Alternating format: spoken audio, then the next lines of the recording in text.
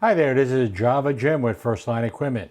And today in front of us we have the Torre Peppina, which I've used for several videos to make quality espresso using the flow control device. But we also have here today is the Quamar Sirio-Q high-end espresso grinder. And you're going to be seeing more of this on more videos. This grinder actually costs more than the machine, believe it or not, or maybe slightly more, but it's very, very close. And as many people say, grinder, grinder, grinder. And usually my ratio is 30 to 50% of the price of the machine should be devoted to the grinder. This is pretty much a one-to-one relationship, but at some point you may want to upgrade the grinder because sometimes that'll get you a little more oomph to get the better espresso. Also, if you noticed here, is the ergonomic lever for Peppina. And what's really nice is I can control it from back here. I don't have to get my hand down here, but it allows you to keep your water wand here, okay, and not have to have it outside to access the lever. So I am heating up the glass. Rotary vane pump that you should barely hear. Keep that, let's actually just drain that out. And please let me know down below if you like to keep your glasses up in your cupboards or cabinets or down.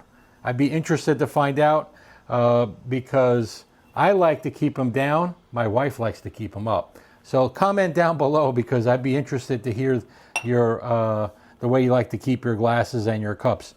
We'll take off this portafilter. As you know, this is not bottomless. This is the 2-spout. Bottomless for me tends to get messy, so I'm iffy on using bottomless because they do get messy. For training, they're great.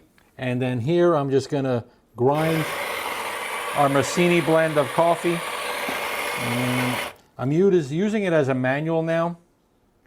And as you see in my videos in the past, I do like to level out the coffee with the rim of the basket. And this portafilter is piping hot. Okay, we just added a little bit more. And I could program this by time on this grinder here, but I'm using it as a manual, which I like to do with a lot of grinders. And just level this out. And pretty much there, clean it. Tamp. Make sure your tamp is nice and level. See my rim, my finger's on the rim of the tamper and the basket. Okay, little there, left there. Some people don't like my knocking, so I will just polish a little bit there. Get nice and level. Lock it in. And you're probably wondering this bottle here. I was at a large chain store and I saw this and it looked like bourbon, but it's actually maple syrup, okay, that has been basically aged in bourbon barrels. And on the back it actually says, okay, very nice pour coming out, not even using the flow control. We got about 10 bar pressure there, but it actually says may contain trace amounts of alcohol. Okay, and we have 24. Let's stop at 25 on the shot clock. Rip this open a little bit.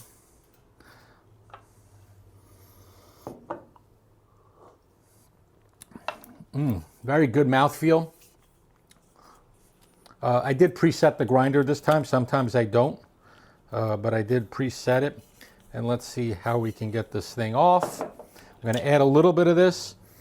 It actually does smell like alcohol. Okay, just a tiny, tiny bit. There is 48% sugar, 24 grams. But I do like maple syrup as well.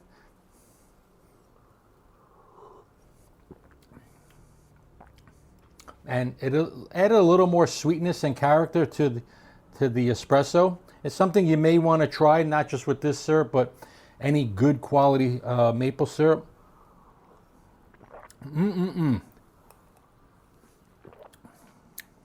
It's actually a good balance between the syrup and the espresso, and something you also may want to try at home with a Peppina, and a Quamar Sirio. Both a good combination to go together and also to make an experiment with different beverages. Thanks for watching. This is Java Jim with First Line Equipment. Please not only subscribe, thumbs up our channels and social media, but also share the wealth with others, because this is a learning experience for many, many folks out there. And as I always say, coffee first, everything else second. Take care.